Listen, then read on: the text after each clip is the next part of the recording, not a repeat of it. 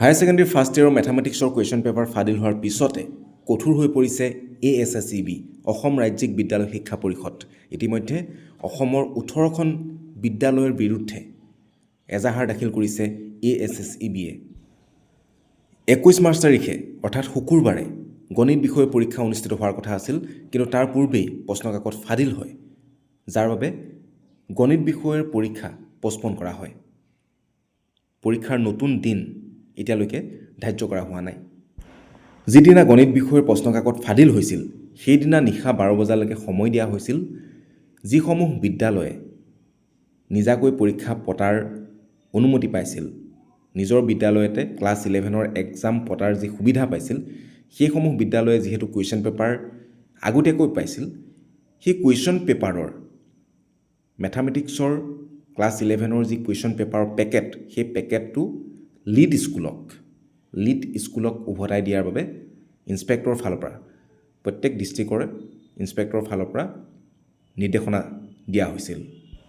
Lead স্কুলক যেতিয়া স্কুলসমূহে question পেপাৰৰ পেকেটটো জমা দিছিল, তেতিয়া লিড স্কুলৰ বিষয়ববীয়াসকলে কুৱেশ্যন পেপাৰৰ পেকেটটো তন্নতন্নকৈ চাইছিল, সেই পেকেটটোত ক'ৰবাত ফটা আছিল নেকি, সেই পেকেটটো কোনোবাই খুলিছিল নেকি,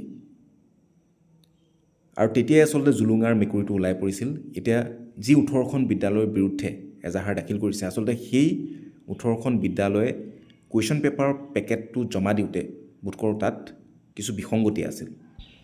ক্লাছ 11ৰ কুৱেশ্যন পেপাৰৰ গোটেইখিনি পেকেট আগতীয়াকৈ স্কুলবিলাকক দিলেও নিয়ম আছিল পৰীক্ষা পতাৰ আধা ঘণ্টা আগতহে তেওঁলোকে যাতে খোলে।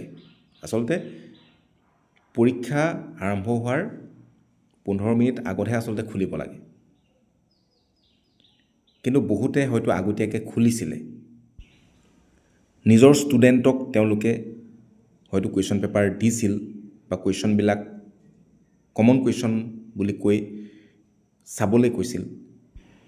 সেই চিল পেকেট খোলাৰ বাবেই তেওঁলোকৰ বিৰুদ্ধে এজাহাৰ দাখিল কৰা হৈছে। এতিয়া এই 18খন স্কুলৰ স্বীকৃতি বাতিল কৰিব বুলি বাতৰিত প্ৰকাশ পাইছে।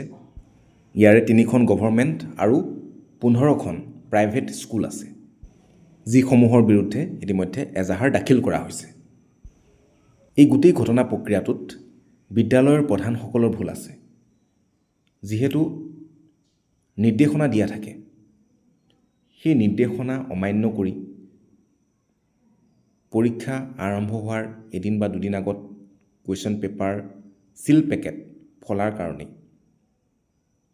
তেওঁলোকে তেওঁলোকৰ বিদ্যালয়ৰ স্বীকৃতি হেৰুৱাবলগীয়া অৱস্থাত আজি পৰিছে।